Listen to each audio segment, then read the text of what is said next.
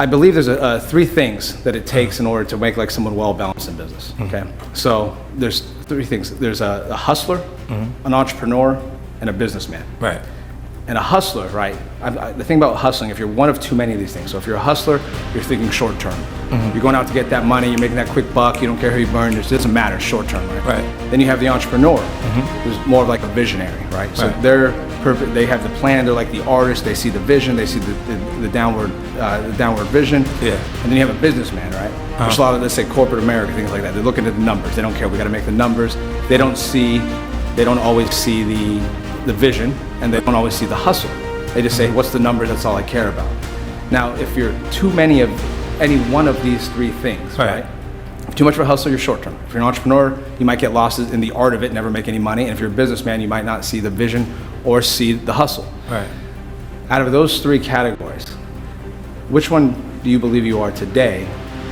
Well, a hustler, an entrepreneur, or a businessman, or all three? And where do you think you are with any of those? I've gone through... Because you're doing all of it, by the way. I've gone through the training camp. Like, you look, in the beginning, it's hustler because it's for survival.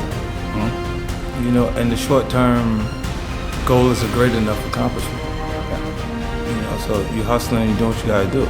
And then as you get to a stage of you perceiving yourself as an entrepreneur, people say it and they're not necessarily entrepreneurs at that point. I think entrepreneurs they've researched the direction they're going. So they have information. Entrepreneurs gonna... And that's a loose term today. That's especially with the younger generation. Right, but everyone's an entrepreneur. Well, my interpretation of it is someone who has information or acquired information about how it actually works. They may not necessarily have all the resources to execute it, but is working in that direction for it to be a success, you know, and that's in the courses. You know, what do you mean? You get that out the book.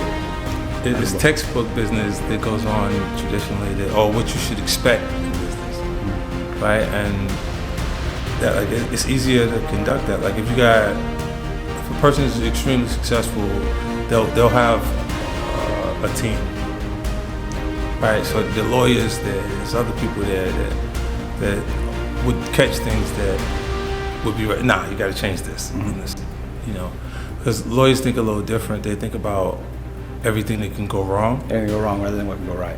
Yes. So you got to balance that. Like, you can't have, like, I have general counsel, but I didn't have that in the very beginning. But you kind of got to direct them sometimes too, right? Because if not, they'll kill a company within seconds and a deal. They'll kill an idea before it even take off because they'll tell you a reason not to. They're exploring everything that could go wrong when everything's going to go right. What's the matter with you? Like, and sometimes you got to, if you know instinctively that this is something that'll work, it's a no-brainer, then you just go do it.